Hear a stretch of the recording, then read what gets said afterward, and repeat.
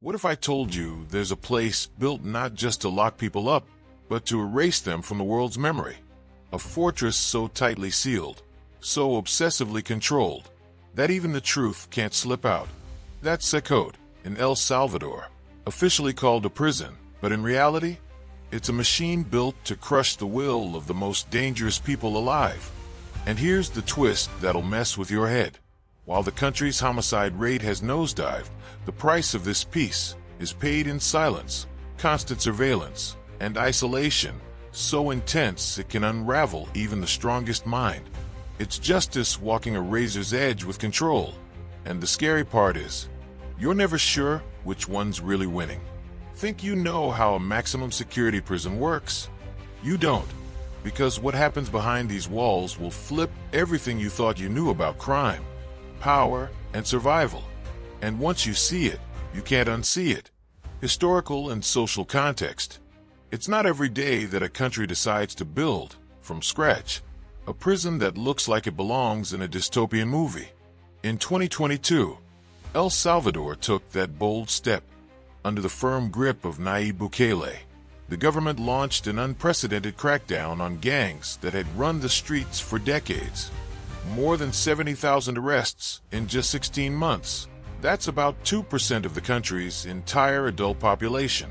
Imagine the impact in a place where fear was as routine as breakfast. To get a sense of it, remember that El Salvador once held the not-so-glamorous title of the most violent country in the world.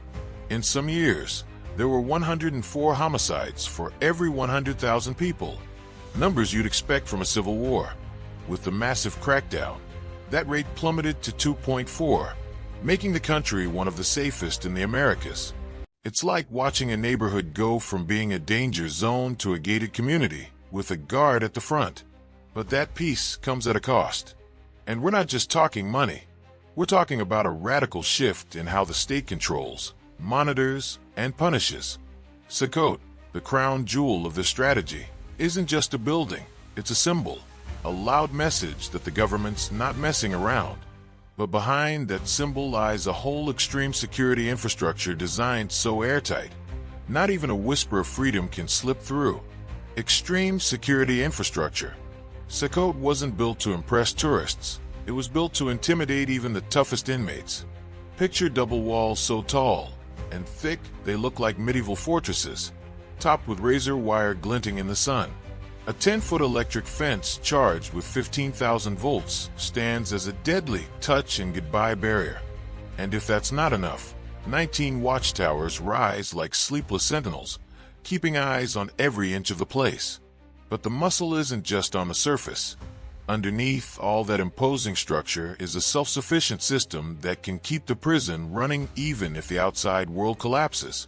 Its own power grid, sewage treatment, water reserves, everything set up so it could stay locked down for a full week without outside help. It's like a fortified city, only nobody wants to live there. This mix of technology and architecture makes Suffocating feel less like a prison and more like a futuristic fortress. Every detail is designed to kill any chance of escape. And before anyone even sets foot inside, there's a full-blown entry ritual with rigid protocols that makes it crystal clear who's in charge. Entry ritual and rigid protocols. Walking into Suffocating isn't like walking through any ordinary gate. It's like passing through a sci-fi security filter.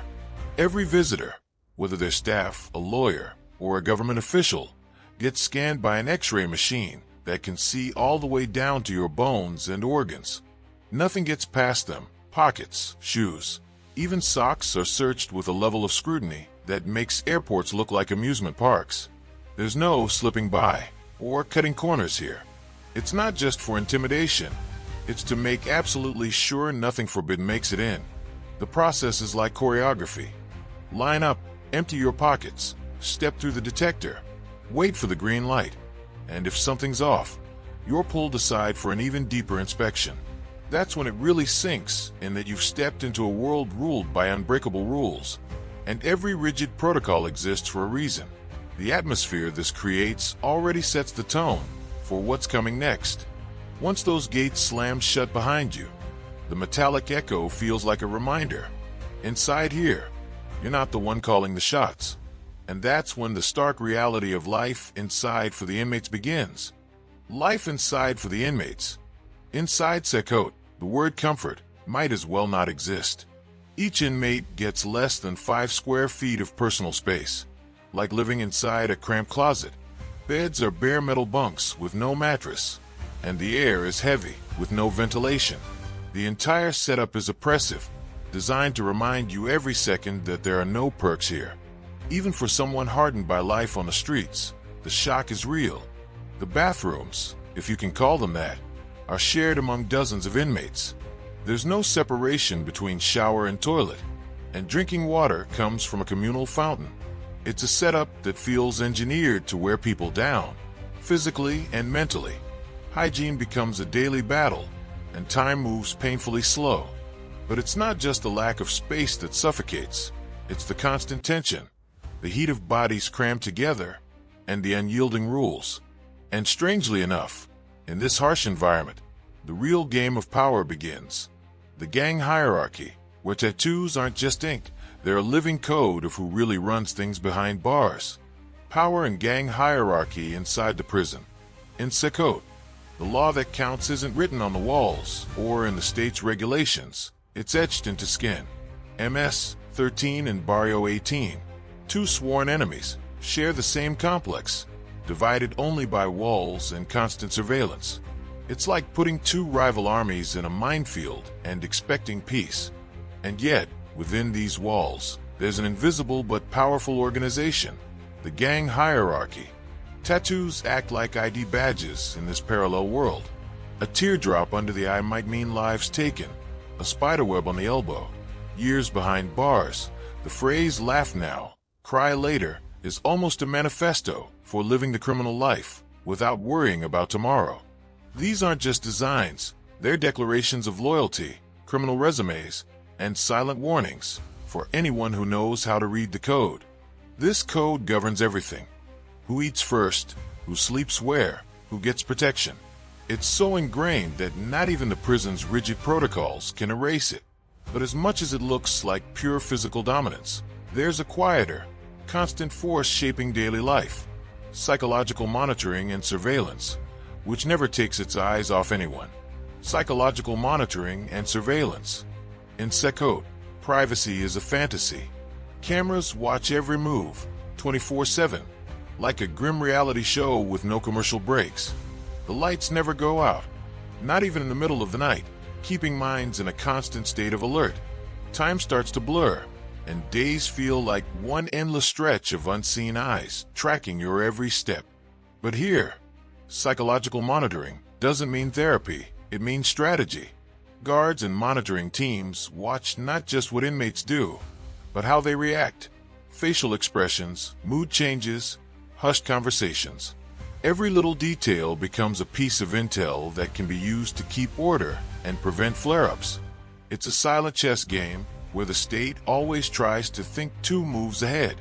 And for those who break the rules or pose a threat, there's an even harsher tool, extreme isolation, where silence and solitude can be just as crushing as any overcrowded cell. Solitary confinement. Isolation in Sekot isn't just punishment. It's an experience designed to break mental resistance. The cell is tiny, with bare walls, dim light, and no personal belongings. No clock, no window, no sense of time. It's like the world disappears, and all that's left is the sound of your own breathing echoing in the stillness. For many, a few days feel like forever, with no books, no conversations, and no activities. The mind starts turning on itself. Little noises feel huge, and thoughts loop until they become mental mazes. At that point, isolation stops being physical and becomes purely psychological. People who've been through it say that after a while, loneliness is weight, a smell, even a texture. And in some cases, that confinement becomes the setting for deep reflection on past mistakes. It was in this setting that a gang leader known as Psycho opened up, revealing stories that showed the human side of a feared figure. Interview with Psycho, a gang leader. Sitting in front of the cameras, eyes steady. Psycho didn't fit the stereotype of a cold-blooded criminal. He spoke with an almost unsettling calm, recalling the losses he'd suffered, especially family. In his words, there was regret, as if each sentence were a quiet apology to those he'd hurt. Strangely, this man who once commanded dozens was now using his voice to warn young people not to follow his path. His tone wasn't preachy, it was confessional.